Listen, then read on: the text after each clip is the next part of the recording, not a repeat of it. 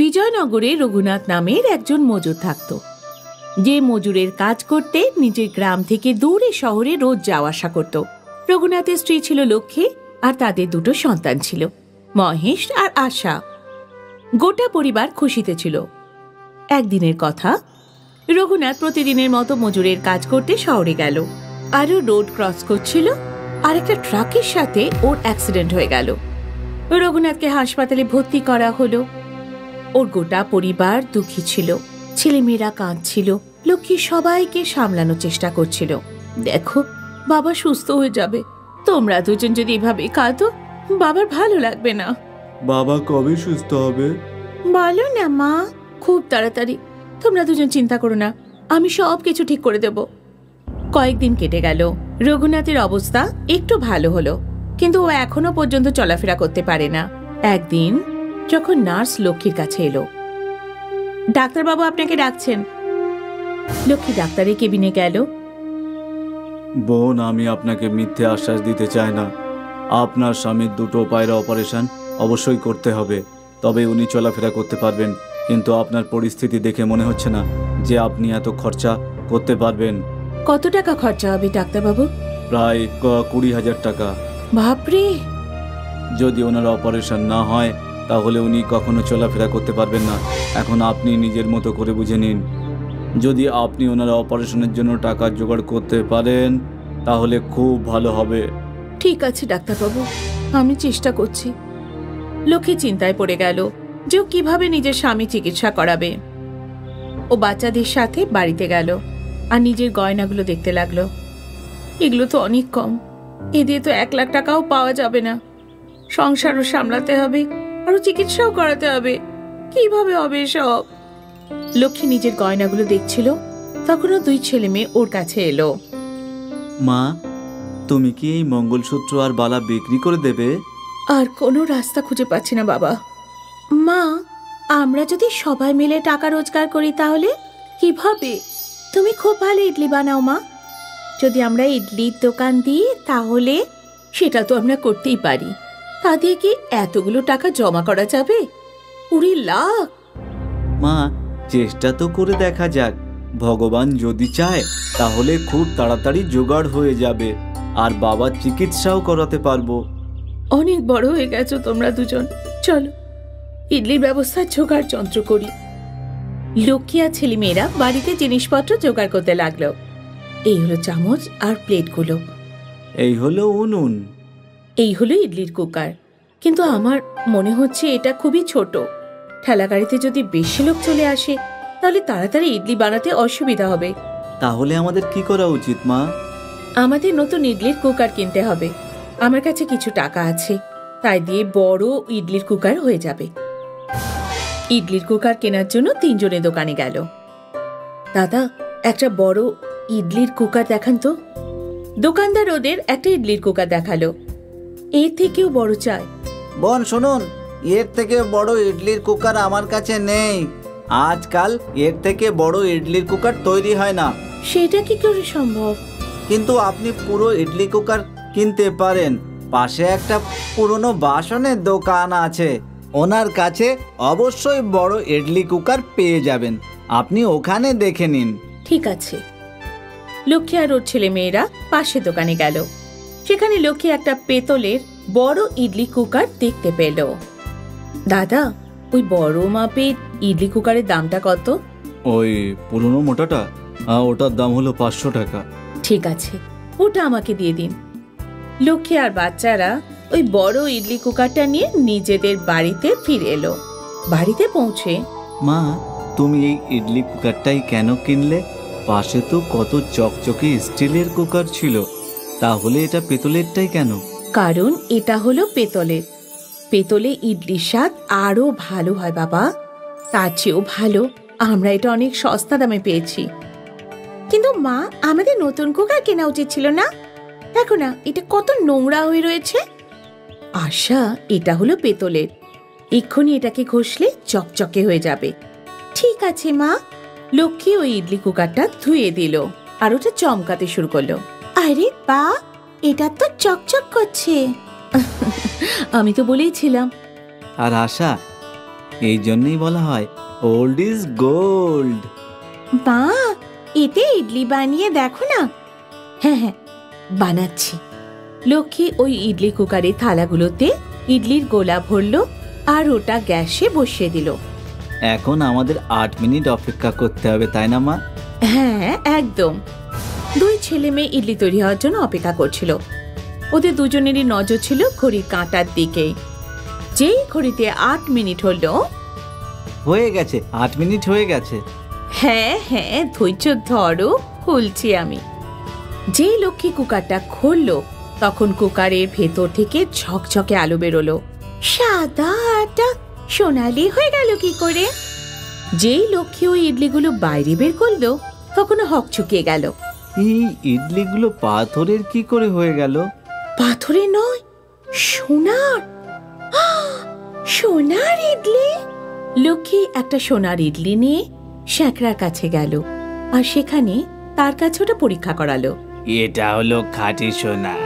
এই শুনে লক্ষ্মী নিজের কানকে বিশ্বাস করতে পারল না। ও বাড়ি ফিরল আর এই কথাটা নিজের ছেলে মেয়েদের বলল।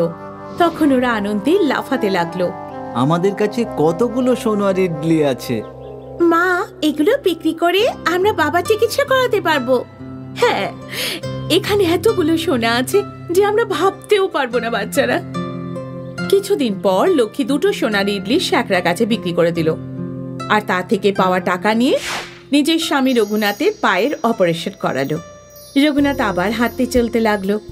আরো দুটো সোনার ইডলি বিক্রি করে লক্ষ্মী নতুন বাড়ি কিনে নিল। রঘুনাথ আর তার পরিবার হাসি খুশি নতুন বাড়িতে থাকতে লাগলো। আজও সেই ইডলির কুকারটা লক্ষ্মীর কাছে রয়েছে, কিন্তু ও আর কখনো সোনার ইডলি তৈরি করেনি। মা, আমরা কি আবার সোনার ইডলি বানাবো না? না, কারণ ভগবান আমাদের যতটা দিয়েছেন সেটা আমাদের জন্য অনেকটা। আর এমনিতেও আশা, মা তো সব সময় বলে যে লোভ করা মহাপাপ। হ্যাঁ, আর আমাদের একদম লোভ করা উচিত নয়। একদম ঠিক। এবার তোমরা দুজন ভুলে যাও যে তোমরা কখনো জাদু ইডলি কুকার পেয়েছিলে আর সব সময় খুশি থাকো। বিজয়নগরে রঘুনাথ নামের একজন মজুর থাকত, যে মজুরের কাজ করতে নিজের গ্রাম থেকে দূরে শহরে রোজ যাওয়া আসা করত। রঘুনাথের স্ত্রী ছিল লক্ষ্মী আর তাদের দুটো সন্তান ছিল, মহেশ আর আশা। গোটা পরিবার খুশিতে ছিল। একদিনের কথা, রঘুনাথ প্রতিদিনের মতো মজুরের কাজ করতে শহরে গেল। আরও রোড ক্রস করছিল আর একটা ট্রাকের সাথে ওর অ্যাক্সিডেন্ট হয়ে গেল। রঘুনাথকে হাসপাতালে ভর্তি করা হলো। ওর গোটা পরিবার দুঃখী ছিল, ছেলেমেয়েরা কাঁদছিল। লক্ষ্মী সবাইকে সামলানোর চেষ্টা করছিল। দেখো, বাবা সুস্থ হয়ে যাবে। তোমরা দুজন যদি এভাবে কাঁদো, বাবার ভালো লাগবে না। বাবা কবে সুস্থ হবে? বলো না মা, খুব তাড়াতাড়ি। তোমরা দুজন চিন্তা করো না, আমি সব কিছু ঠিক করে দেব। কয়েকদিন কেটে গেল। রঘুনাথের অবস্থা একটু ভালো হলো, কিন্তু ও এখনো পর্যন্ত চলাফেরা করতে পারে না। একদিন যখন নার্স লক্ষ্মীর কাছে এলো, ডাক্তারবাবু আপনাকে ডাকছেন। লক্ষ্মী ডাক্তারের কেবিনে গেল। বোন, আমি আপনাকে মিথ্যে আশ্বাস দিতে চাই না। আপনার স্বামীর দুটো পায়ের অপারেশন অবশ্যই করতে হবে, তবে উনি চলাফেরা করতে পারবেন। কিন্তু আপনার পরিস্থিতি দেখে মনে হচ্ছে না যে আপনি এত খরচা করতে পারবেন। কত টাকা খরচা হবে ডাক্তারবাবু? প্রায় 20,000 টাকা। বাপরে! যদি ওনার অপারেশন না হয় তাহলে উনি কখনো চলাফেরা করতে পারবেন না। এখন আপনি নিজের মতো করে বুঝে নিন। যদি আপনি ওনার অপারেশনের জন্য টাকা জোগাড় করতে পারেন তাহলে খুব ভালো হবে। ঠিক আছে ডাক্তারবাবু, আমি চেষ্টা করছি। লক্ষ্মী চিন্তায় পড়ে গেল যে ও কিভাবে নিজের স্বামী চিকিৎসা করাবে। ও বাচ্চাদের সাথে বাড়িতে গেল আর নিজের গয়নাগুলো দেখতে লাগলো। এগুলো তো অনেক কম, এ দিয়ে তো 1 লাখ টাকাও পাওয়া যাবে না। সংসারও সামলাতে হবে, আরো চিকিৎসাও করাতে হবে। কিভাবে হবে সব? লক্ষ্মী নিজের গয়নাগুলো দেখছিল, তখনও 2 ছেলে মেয়ে ওর কাছে এলো। মা, তুমি কি এই মঙ্গলসূত্র আর বালা বিক্রি করে দেবে? আর কোনো রাস্তা খুঁজে পাচ্ছি না বাবা। মা, আমরা যদি সবাই মিলে টাকা রোজগার করি তাহলে কিভাবে? তুমি খুব ভালো ইডলি বানাও মা। যদি আমরা ইডলির দোকান দিই তাহলে সেটা তো আমরা করতেই পারি। তা দিয়ে কি এতগুলো টাকা জমা করা যাবে? 20 লাখ! মা, চেষ্টা তো করে দেখা যাক। ভগবান যদি চায় তাহলে খুব তাড়াতাড়ি জোগাড় হয়ে যাবে, আর বাবার চিকিৎসাও করাতে পারবো। অনেক বড় হয়ে গেছো তোমরা দুজন, চলো ইডলির ব্যবস্থার জোগাড় যন্ত্র করি। লক্ষ্মী আর ছেলেমেয়েরা বাড়িতে জিনিসপত্র জোগাড় করতে লাগলো। এই হলো চামচ আর প্লেটগুলো, এই হলো উনুন, এই হলো ইডলির কুকার। কিন্তু আমার মনে হচ্ছে এটা খুবই ছোট। ঠেলা গাড়িতে যদি বেশি লোক চলে আসে তাহলে তাড়াতাড়ি ইডলি বানাতে অসুবিধা হবে। তাহলে আমাদের কি করা উচিত মা? আমাদের নতুন ইডলির কুকার কিনতে হবে। আমার কাছে কিছু টাকা আছে, তাই দিয়ে বড় ইডলির কুকার হয়ে যাবে। ইডলির কুকার কেনার জন্য 3 জনে দোকানে গেল। দাদা, একটা বড় ইডলির কুকার দেখান তো। দোকানদার ওদের একটা ইডলির কুকার দেখালো। এর থেকেও বড় চাই। বোন শুনুন, এর থেকে বড় ইডলির কুকার আমার কাছে নেই। আজকাল এর থেকে বড় ইডলির কুকার তৈরি হয় না। সেটা কি করে সম্ভব? কিন্তু আপনি পুরো ইডলি কুকার কিনতে পারেন। পাশে একটা পুরনো বাসনের দোকান আছে, ওনার কাছে অবশ্যই বড় ইডলি কুকার পেয়ে যাবেন। আপনি ওখানে দেখে নিন। ঠিক আছে। লক্ষ্মী আর ওর ছেলে মেয়েরা পাশে দোকানে গেল। সেখানে লক্ষ্মী একটা পেতলের বড় ইডলি কুকার দেখতে পেল। দাদা, ওই বড় মাপের ইডলি কুকারের দামটা কত? ওই পুরনো মোটাটা? ওটার দাম হলো 500 টাকা। ঠিক আছে, ওটা আমাকে দিয়ে দিন। লক্ষ্মী আর বাচ্চারা ওই বড় ইডলি কুকারটা নিয়ে নিজেদের বাড়িতে ফিরে এলো। বাড়িতে পৌঁছে, মা, তুমি এই ইডলি কুকারটাই কেন কিনলে? পাশে তো কত চকচকে স্টিলের কুকার ছিল, তাহলে এটা পেতলেরটাই কেন? কারণ এটা হলো পেতলের। পেতলে ইডলির স্বাদ আরো ভালো হয় বাবা। তার চেয়েও ভালো আমরা এটা অনেক সস্তা দামে পেয়েছি। কিন্তু মা, আমাদের নতুন কুকার কেনা উচিত ছিল না? দেখো না, এটা কত নোংরা হয়ে রয়েছে। আশা, এটা হলো পেতলের। এক্ষুনি এটাকে ঘষলে চকচকে হয়ে যাবে। ঠিক আছে মা। লক্ষ্মী ওই ইডলি কুকারটা ধুয়ে দিল আর ওটা চমকাতে শুরু করলো। আরে বা, এটা তো চকচক করছে। আমি তো বলেইছিলাম। আর আশা, এই জন্যই বলা হয় ওল্ড ইজ গোল্ড। মা, এতে ইডলি বানিয়ে দেখো না। হ্যাঁ হ্যাঁ, বানাচ্ছি। লক্ষ্মী ওই ইডলি কুকারের থালাগুলোতে ইডলির গোলা ভরলো আর ওটা গ্যাসে বসিয়ে দিল। এখন আমাদের 8 মিনিট অপেক্ষা করতে হবে, তাই না মা? হ্যাঁ একদম। 2 ছেলে মেয়ে ইডলি তৈরি হওয়ার জন্য অপেক্ষা করছিল। ওদের দুজনেরই নজর ছিল ঘড়ির কাঁটার দিকে। যেই ঘড়িতে 8 মিনিট হলো, হয়ে গেছে, 8 মিনিট হয়ে গেছে। হ্যাঁ হ্যাঁ, ধৈর্য ধরো, খুলছি আমি। যেই লক্ষ্মী কুকারটা খুললো, তখন কুকারের ভেতর থেকে ঝকঝকে আলো বেরোলো। সাদা আটা সোনালি হয়ে গেল কি করে? যেই লক্ষ্মী ওই ইডলিগুলো বাইরে বের করলো, তখন হকচকিয়ে গেল। এই ইডলিগুলো পাথরের কি করে হয়ে গেল? পাথরে নয়, সোনার। সোনার ইডলি!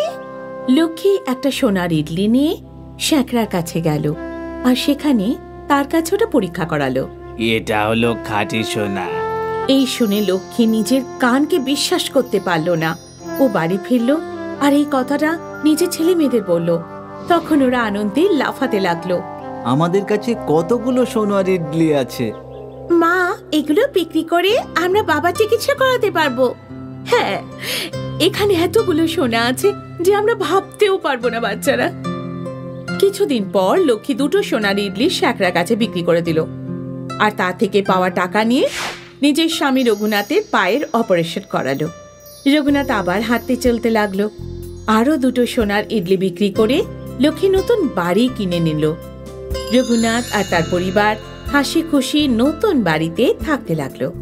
আজও সেই ইডলির কুকারটা লক্ষ্মীর কাছে রয়েছে, কিন্তু ও আর কখনো সোনার ইডলি তৈরি করেনি।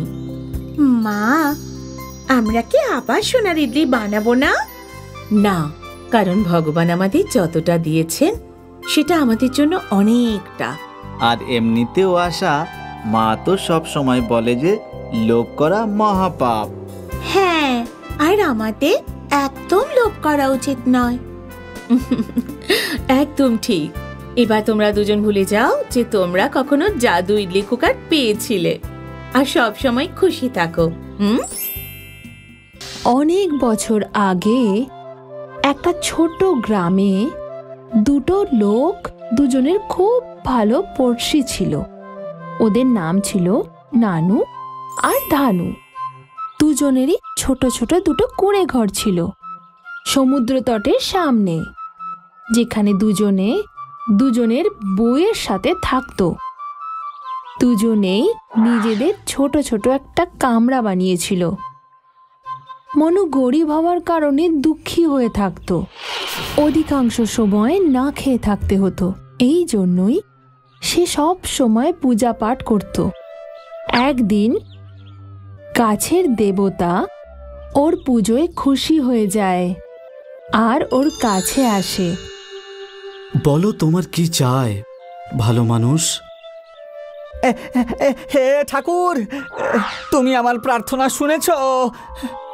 তুমি খুব সৎ মানুষ, কিন্তু এবার তাড়াতাড়ি বলো তুমি কি চাও। আমি খুব ধনী হতে চাই ঠাকুর, খুব ধনী।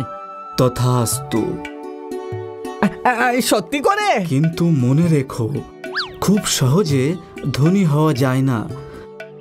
আর আমি তোমাকে বলবো না যে তুমি কিভাবে ধনী হয়ে উঠবে।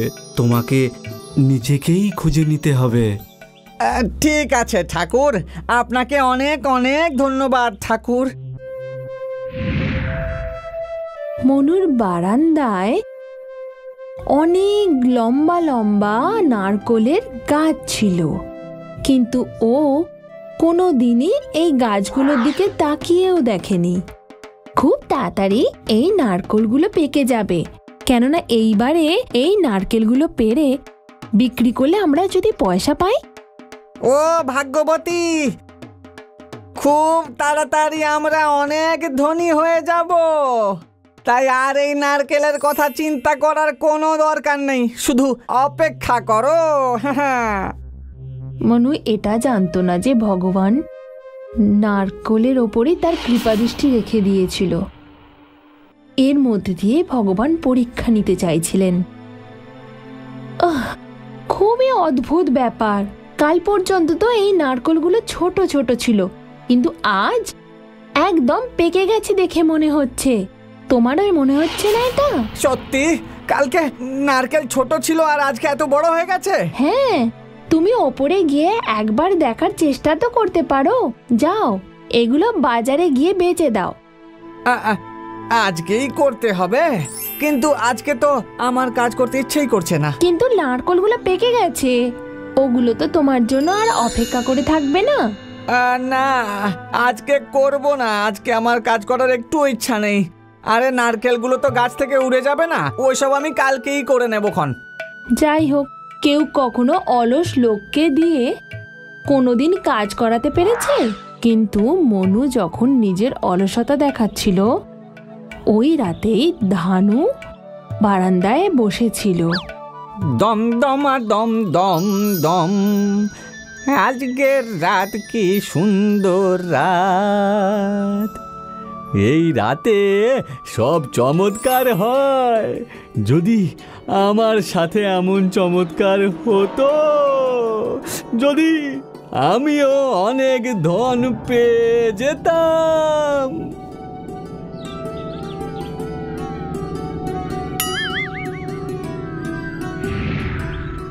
এটা কি কি এ তো নারকেল, এত বড় বড়। এতে তো অনেক অনেক মিষ্টি মিষ্টি জল হবে। বাহ বাহ বাহ বাহ বাহ বাহ। দুটো নারকেল, তাও আবার আমার বারান্দাতেই এসে পড়েছে। বাহ, এবার তো এই দুটোই আমার, আর মানু তো জানতেও পারবে না। তুমি আমার জন্য কি এনেছো? নারকেল? হ্যাঁ গো গিন্নি, এই দুটো নারকেলই মানুর গাছ থেকে পড়েছে আর আমাদের বারান্দাতে এসে পড়েছে, বুঝলে? তো আমাদের এটা বলা উচিত হবে না? কেন? যেটা আমাদের জায়গায় এসে পড়েছে সেটা আমাদের। যাও, এই দুটোকে গিয়ে ভেঙে আনো, যাও। আমি মিষ্টি মিষ্টি জল খাওয়ার জন্য অপেক্ষায় রয়েছি একেবারে। ও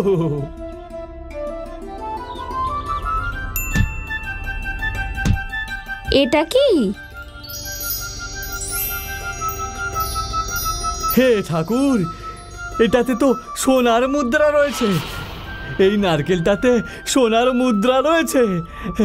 আমার বিশ্বাস ছিল নিশ্চয়ই কিছু চমৎকার হবে। তাড়াতাড়ি আর একটা নারকেলও ভাঙো।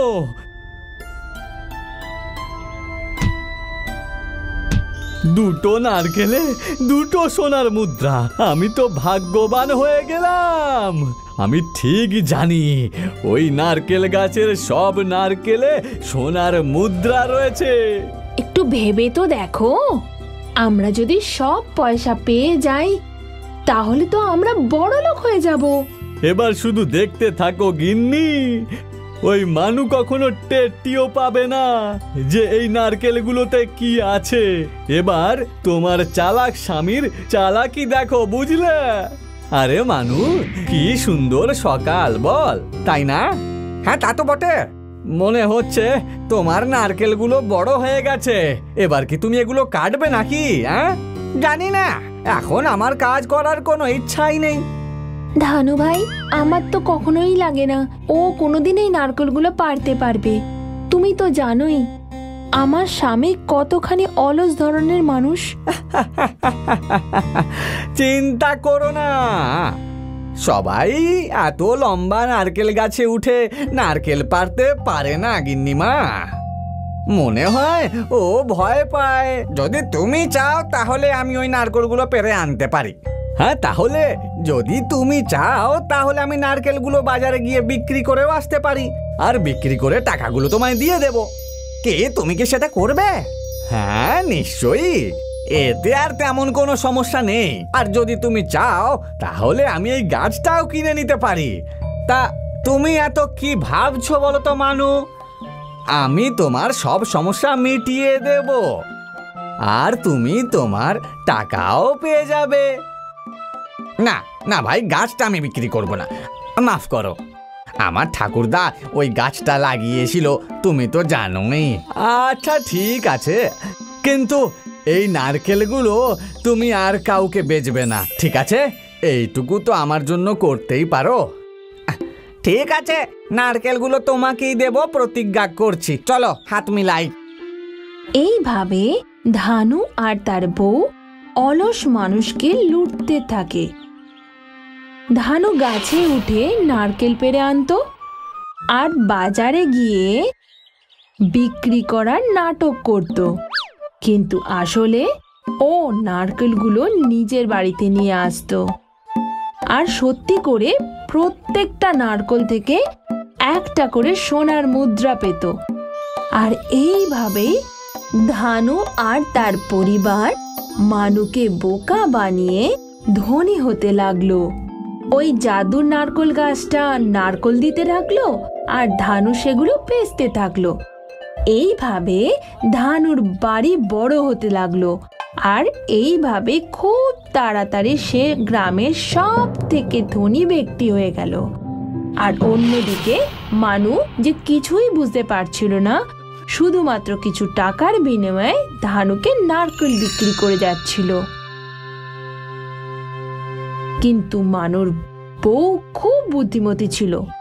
একদিন ধানু আর তার বউ কিভাবে এত ধনী হয়ে যাচ্ছে কিছুই বুঝতে পারছি না। ওরা কি টাকার গাছ পেয়েছে নাকি? অনেক কষ্ট করে হয়তো। ছাড়ো, অন্যদের উন্নতিতে নিজেদের হিংসা করতে নেই, বুঝেছো গিন্নি? আরে আমি হিংসা করছি না গো, কিন্তু কোন কাজটা? ওরা কোনো কাজই করে না যে আমাদের নারকেলগুলো বিক্রি করা ছাড়া। আর সত্যি করেই ওরা এখন অনেক ধনী হয়ে গেছে, তাহলে আমাদের নারকেল বিক্রি করার ওদের দরকার কি? কিন্তু এটা তো ভালো কথা, তাই না? কি বলো?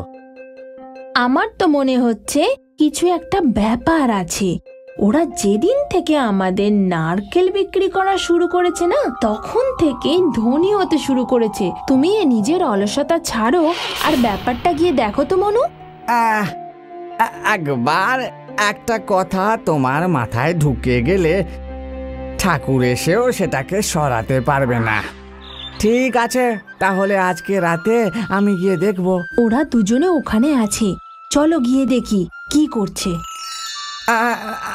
আমার খুব অদ্ভুত লাগছে, বুঝলে? চুপ করো, শোনো, আমার মনে হয় এবার আমাদের একটা বড় বাড়ি নিতে হবে, এই গ্রাম থেকে বেরিয়ে শহরের কাছাকাছি। আরে কিনে নেব, শুধু একটু অপেক্ষা করো গিন্নি। আগে যাও, গিয়ে নারকেলগুলো নিয়ে এসো, যাও। একবার দেখি যে আমরা আজকে কত উপার্জন করলাম গিন্নি। ঠিক আছে, তুমি দেখেছো আমাদের নারকেলের মধ্যে সোনার মুদ্রা আছে? তাই তো আমি ভাবছি ওরা এত তাড়াতাড়ি বড় লোক হয়ে গেল কি করে। সত্যি তো, তাহলে তো এই নারকেলগুলো সব আমাদের। আমি এখনই যাচ্ছি ওদেরকে বলতে। ধানু, বিশ্বাসঘাতক, তাহলে এই করে তুই ধনী হয়েছিস, আমার নারকেল থেকে সোনা চুরি করে? আমি তো কিছুই বুঝতে পারছি না যে তুই কি বলছিস। আমি সব দেখে নিয়েছি, মিথ্যে কথা বলিস না। তোমার সব সম্পত্তি আমার। বিশ্বাসঘাতক কোথাকার। বাজে কথা না বলে এক্ষুনি তুমি আমার ঘর থেকে বেরিয়ে যাও। আমি তোমার সব নারকেল কিনে নিয়েছি, তার মানে সেই নারকেলের ভিতরে যা আছে সেগুলো সব আমার। না, এগুলো ঠিক না। ওই নারকেলের ভিতরে থাকা সোনার মুদ্রাগুলো আমার। চিন্তা করো না, তুমি আবার ভগবানের কাছে প্রার্থনা করো, সে নিশ্চয়ই তোমার প্রার্থনা শুনবে। ওই দিন রাতে মানু কঠোর সাধনা করলো। অনেকক্ষণ বাদে ভগবান আবার মানুকে দর্শন দিলেন। কি হয়েছে মানু? আমি বারবার তোমার কাছে আসতে পারবো না। পৃথিবীতে এমন অনেক মানুষ রয়েছে যাদের আমাকে দরকার। হে ঠাকুর, আপনি আমাকে সাহায্য করুন। ধানু আমার সব সোনার মুদ্রা চুরি করে নিয়েছে। আমি জানি, আমি সব দেখেছি, কিন্তু আমি এতে কিছুই করতে পারবো না। এসব তোমার অলসতার জন্যই হয়েছে, তাই যা হবার তা হয়ে গেছে। কিন্তু ঠাকুর। ঠিক আছে, যেহেতু তুমি একজন সৎ মানুষ, তাই আমি তোমায় সাহায্য করব, কিন্তু তোমাকেও প্রতিজ্ঞা করতে হবে যে তুমি পরিশ্রম করে কাজ করবে। প্রতিজ্ঞা করছি। তুমি নিজে তোমার গাছে চড়বে?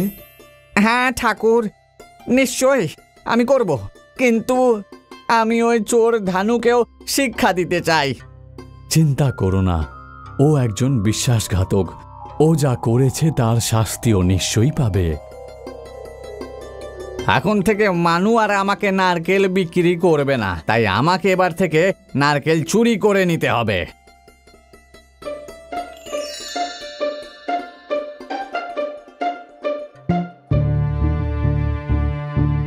গিন্নি, তাড়াতাড়ি করো, আমি নারকেল নিয়ে এসেছি। তাড়াতাড়ি করে এগুলো ভাঙো। এদিকে নিয়ে এসো।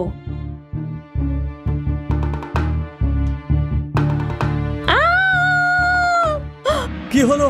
কি হলো? এখানে নারকেলের মধ্যে তো বিছা রয়েছে। হে ঠাকুর, পালাও পালাও গিন্নি, তাড়াতাড়ি করে পালাও। না, এইরকম করো না মানু। আমাদেরকে এই বিছের হাত থেকে বাঁচাও মানু। আমি কেন তোমাদেরকে বাঁচাবো? এই বিছেগুলো সব তোমার নারকেলের মধ্যে ছিল। কিন্তু তুমি তো বলেছিলে নারকেলের মধ্যে যা থাকবে সেগুলো সবই তোমার, তাই না? শুভ বিদায় ধানু, বিছেগুলোর সাথে আনন্দে থাকো। ধানু আর তার বউ নিজেদের ভুল বুঝতে পারলো। বিছেগুলো তাদের অনেকক্ষণ ধরে হয়রানি করেছিল, কিন্তু বিছেগুলো চলে যাওয়ার পর ধানু আর তার বউ মানুর কাছে ক্ষমা চাইল আর নিজেদের সম্পত্তিগুলো তাদের সাথে ভাগ বাটোয়ারা করে নিল। আর তারপর একসাথে দিন কাটাতে লাগলো। যখন তাদের কাছে অনেক ধন সম্পদ জমা হয়ে গেল, তখন তারা তাদের থেকে সোনার মুদ্রাগুলো গ্রামের অন্য লোকেদের কাছে দিতে থাকলো। নারকেলের গাছ যতদিন থাকলো, তার ভেতর থেকে সোনার মুদ্রাও বেরোতে থাকলো।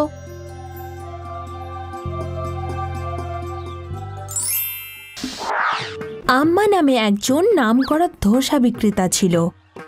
আম্মার দোকানে ছিল গ্রামের পাশেই। সূর্যের প্রথম আলো আসার সাথেই আম্মার দোকান খুলে যেত, আর সেখানে সব সময় খদ্দেরের ভিড় লেগেই থাকতো। আম্মা, আপনার ধোসা তো একেবারে লাজবাব। কি জানি কেমন করে আপনি এত ভালো ধোসা বানিয়ে ফেলেন। নিজের খরিদ্দারের থেকে এত ভালো ধোসার প্রশংসা শুনে আম্মা খুব খুশি হয়ে যেতেন। আমার বেশিরভাগ খরিদ্দার সকাল সকাল জল খাবারে ধোসা খেতেই পছন্দ করত। আরে আম্মা, একটা স্পেশাল মাইসুর মশলা ধোসা। বসো বসো, এখনই দিচ্ছি। আম্মা তার সমস্ত খরিদ্দারদের খুব ভালোভাবেই বসাতো আর তাদের সাথে গল্পও করত। সময় চলতে থাকলো, আর সময়ের সাথে সাথে আম্মার দোকানও অনেক বড় হয়ে গেল এবং আম্মার সাহায্য করার জন্য আরও 2 জন মহিলাকে কাজে রেখেছিল। তারপর আম্মা বসে বসে খরিদ্দারদের কাছ থেকে টাকা নিত আর তাদের সাথে কথা বলতো। আম্মার সাহায্যকারী মহিলাদের মধ্যে একজন ছিল বিনা, যার সবসময় নজর থাকতো আম্মার টাকা পয়সার ওপর। এখানে আমরা 2 জন সারাদিন শুধু কাজ করতে থাকি, আর আম্মাকে দেখো সারাদিন শুধু টাকা গুনে যাচ্ছে। আর আমরা কি পাই বলো তো? আমরা তো আমাদের মাইনে পেয়ে যাই। ওই দিয়ে কিছু কাজ হয় নাকি? ওইদিকে দেখ, আম্মাকে দেখ, সারাদিন টাকা গুনে যাচ্ছে। এসব ওনার রোজগারের টাকা। বছরের পর বছর তিনি এত পরিশ্রম করেছেন, তার ফলস্বরূপ এই দোকানটা এত বড় হয়েছে।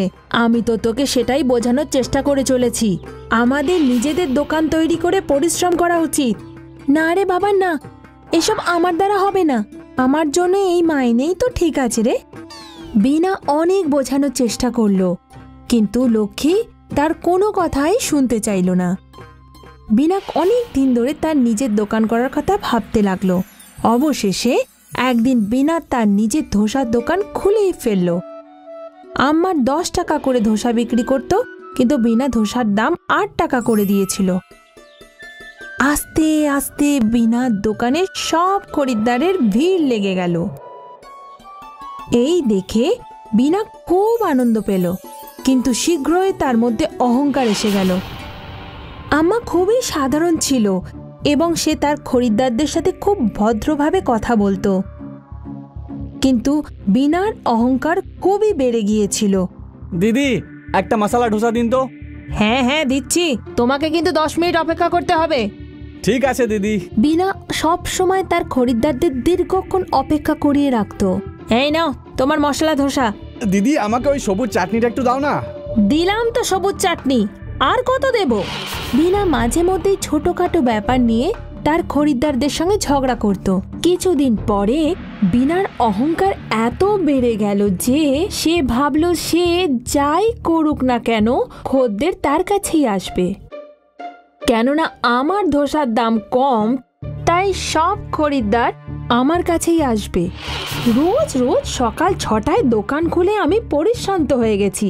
একটা কাজ করি, কাল থেকে 6:30 থেকে 7টায় দোকান খুলবো। যদি খরিদ্দারদের অপেক্ষা করতে হয় তাতে আমার কি? আমার তো ভালোভাবে ঘুমটা হয়ে যাবে। পরের দিন সকালে রোজের মতন আমার দোকান ঠিক সকাল 6টায় খুলে গেল, কিন্তু বিনা দোকান বন্ধ ছিল। এই দেখে সব খরিদ্দার আম্মার দোকানে চলে গেল। গ্রাহকদের ভিড় দেখে আম্মা বুদ্ধি করে নিজের দোকানের ধোসার দাম 8 টাকা করে দিল। 7:30টায় বিনা দোকান খুলল। খরিদ্দাররা যখন দোকানে গেল তখন দেখলো দুটো দোকানেরই একই দাম। এটা দেখে আরে বাহ, আম্মাও ধোসার দাম কমিয়ে দিয়েছে। অনেক দিন হয়ে গেল আমরা আম্মার ধোসা খাইনি। তারপর সারা দিন আম্মার দোকানে খরিদ্দারদের ভিড় লেগেই থাকলো, আর এদিকে বিনার দোকানে 1-2 জন খরিদ্দার আসছিল। বিনা মনে মনে খুব জ্বলছিল, আর সেই কারণেই সে খরিদ্দারদের ওপর আরো বেশি চেঁচামেচি করে ফেললো। চাই না তোমার ধোসা আমি, তুমিই খাও। সব খরিদ্দার আম্মার দোকানেই চলে গেল। আজ আম্মা খুব আনন্দ পেল, কেননা আবারও তার দোকান খুব ভালোভাবে চলছিল। কিন্তু বিনা হিংসায় আম্মার ওপর জ্বলছিল। বাচ্চারা, এই গল্পে আম্মা কিছুই করল না, কিন্তু বিনার অহংকার তার নিজের ভালো ব্যবসাটাকেও নষ্ট করে দিল। যদি ও প্রথম থেকেই খরিদ্দারদের সাথে ভালো ব্যবহার করত আর অহংকার না দেখাতো, তাহলে আজ ওর ব্যবসাও খুব ভালোভাবে চলতো। এই জন্যই বলে অহংকার পতনের মূল কারণ।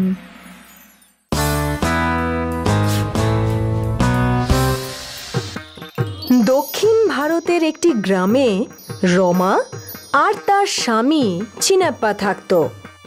দুজনে গ্রামের একটা চাষের জমিতে দিনমজুরি করে নিজের সংসার চালাতো। রমা আর চিনাপ্পার এক ছেলে এবং এক মেয়ে ছিল। তারা তাদের সন্তানদের লেখাপড়া শিখিয়ে প্রতিষ্ঠিত করতে চেয়েছিল, কিন্তু মাঝে মধ্যেই চিনাপ্পা অসুস্থ হতে শুরু করলো। ও খুব অসুস্থ হয়ে পড়ল। এখন রমাকে চাষের জমিতে দিনমজুরির কাজও করতে হতো, নিজের সন্তানদের খেয়ালও রাখতে হতো, আর তার অসুস্থ স্বামীরও। তার শারীরিক অবস্থা দিন দিন আরও খারাপ হয়ে যাচ্ছিল। একদিন চিনাপ্পাকে দেখতে তার ভাই মোহন এলো। দাদা, দেখে তো মনে হচ্ছে তোমার শরীর খুব খারাপ। তুমি কি ডাক্তার দেখিয়েছো নাকি না? দেখিয়েছি ঠাকুরপো, কিন্তু তারপরেও কোনো উন্নতি দেখা যাচ্ছে না। হ্যাঁ, আমি মন্দিরে গিয়ে তোমার নামে পুজো দেব, তুমি নিশ্চয়ই ঠিক হয়ে যাবে। ঠিক আছে আমার ভাই। বৌদি, তোমার একার ওপরেই এই পুরো সংসারটা চালানোর দায়িত্ব এসে পড়েছে, তাই না? হ্যাঁ, কিন্তু এখন সংসার তো চালাতেই হবে না। বৌদি, আমি না একটা ইডলির দোকান খুলছি।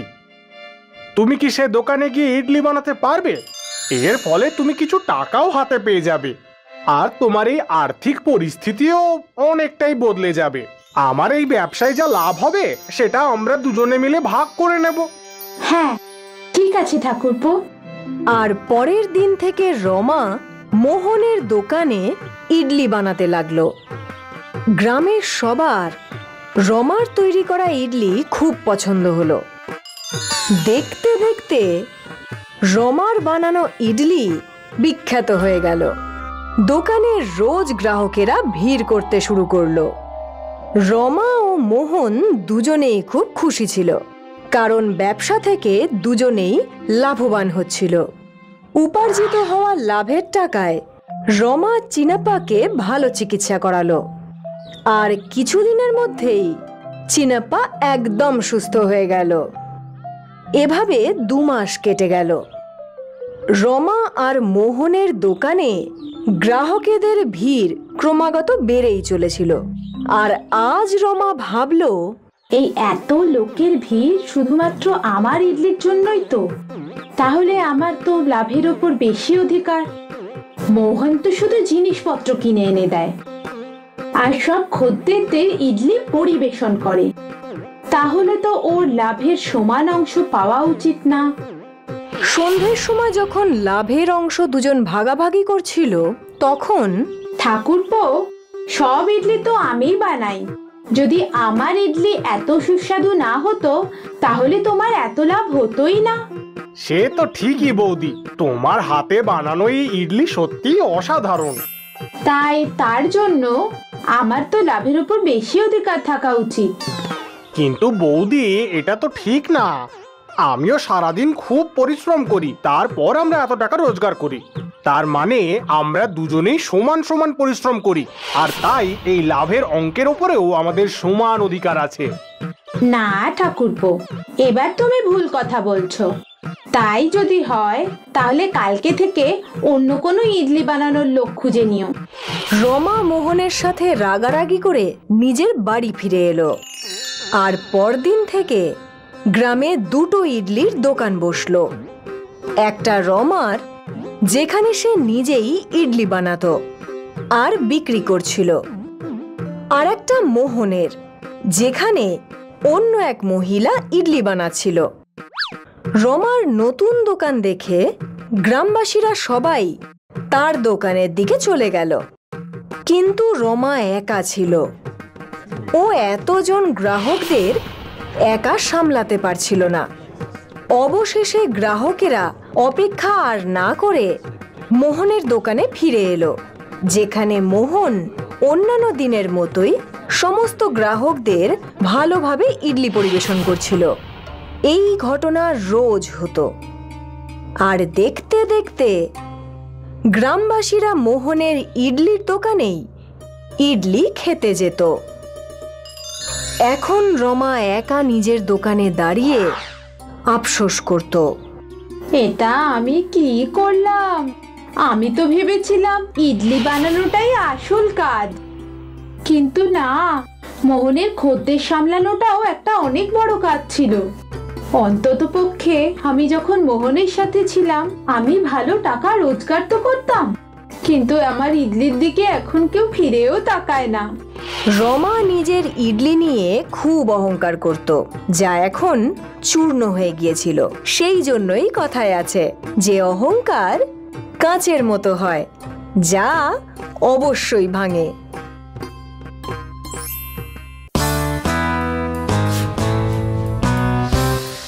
নন্দীপুরে একটাই মুদি দোকান ছিল, যার ওনারের নাম হলো নন্দা। আরে এ কি নন্দা, এ তো শুধু এক মুঠো ধান, এখন কি তুমি এর থেকেও কমাবে?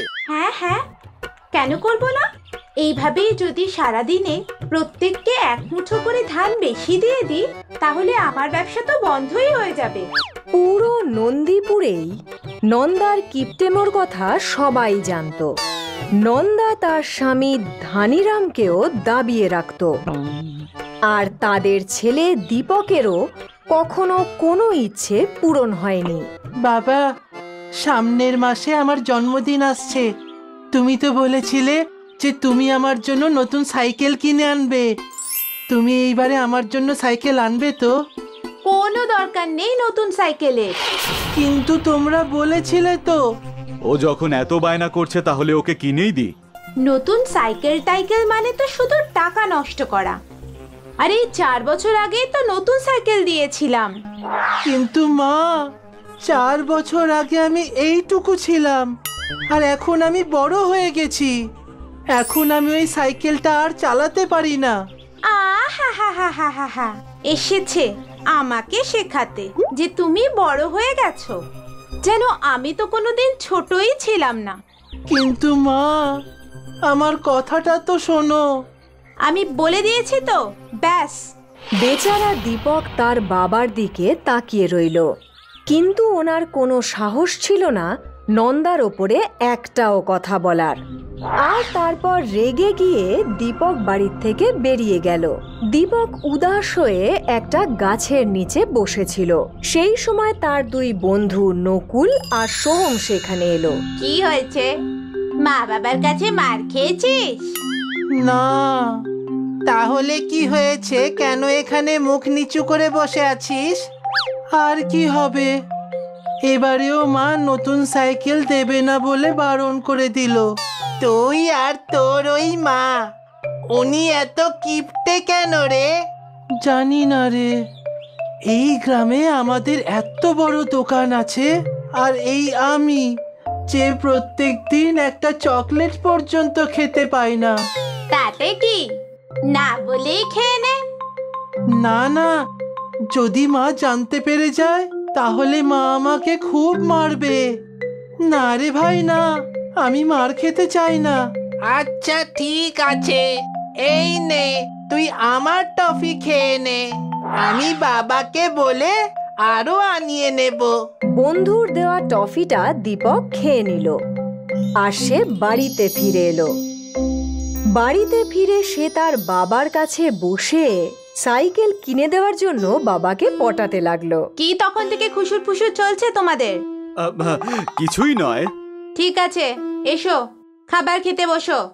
নন্দা 3 জনের জন্য খাবার বাড়লো, আর 3 জনের প্লেটেই সে গুনে গুনে 2টো করেই রুটি দিল। 3 জন খেতে শুরু করলো। কিছুক্ষণ পর, নন্দা, একটু ঘি দাও আমায়। ঘি তো আমি রুটির মধ্যে ভালো করেই দিয়েছি। আর একটু আমায় দাও না। না না, একদম না। তুমি কি জানো না যে ঘিয়ের কত দাম? বেচারা ধনীরাম এই সব শুনে চুপচাপ নিজের খাবার খেতে লাগলো। এমনিতে নন্দা খুবই কিপটে ছিল, কিন্তু সে রোজ সকালে ভগবানের সামনে বিশুদ্ধ দেশি ঘি দিয়ে প্রদীপ জ্বালাতো। এইবার ভগবান তার প্রার্থনা শুনলেন আর উনি নিজে প্রকট হলেন। আরে বাবা রে, ভগবান রে, জয় হোক, ভগবানের জয় হোক। নন্দা ভগবানের সামনে হাঁটু গেড়ে বসে পড়ল। ওঠো নন্দা পুত্রী, তুমি রোজ আমাকে শুদ্ধ দেশি ঘিয়ে প্রদীপ দাও। এটা হলো তোমার উদারতা। এই উদারতায় খুশি হয়ে আমি তোমাকে সোনা দিতে চাই। হ্যাঁ, সোনা? আমি তোমাকে একটা জাদুর সিন্দুক দেব, যার মধ্যে এত সোনা থাকবে যা তোমার কল্পনাতীত। হ্যাঁ, কিন্তু আমার একটা শর্ত আছে। যদি তোমার কাছে কেউ টাকা চাইতে আসে আর তুমি তোমার কিপটিমির কারণে তাকে মানা করে দাও, তাহলে জাদুর সিন্দুক উধাও হয়ে যাবে। তুমি কি এই শর্তে রাজি?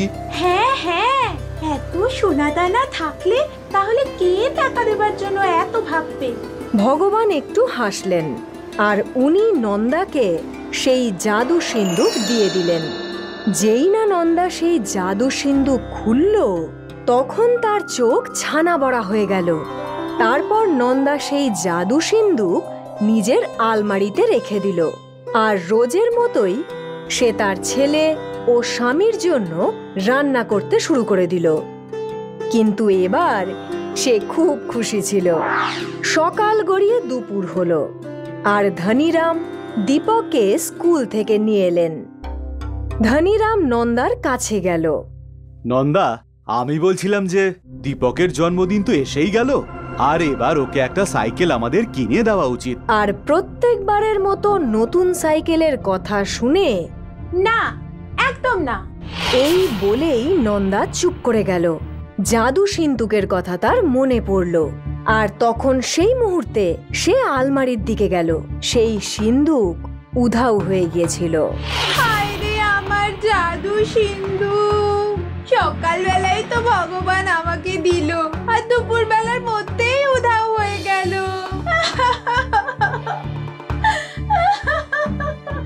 তারপর নন্দা ধনীরাম আর দীপককে সকালের ঘটনা খুলে বলল আর সে খুব জোরে জোরে কাঁদতে শুরু করলো। ভগবানের দেওয়া ধন সম্পদ নন্দার হাতছাড়া হয়ে গিয়েছিল, আর সেটাও শুধুমাত্র তার কিপটেমোর জন্য। সেই জন্যই কথায় আছে, সময় থাকতেই স্বভাব পরিবর্তন করা উচিত, নয়তো পস্তাতে হতে পারে।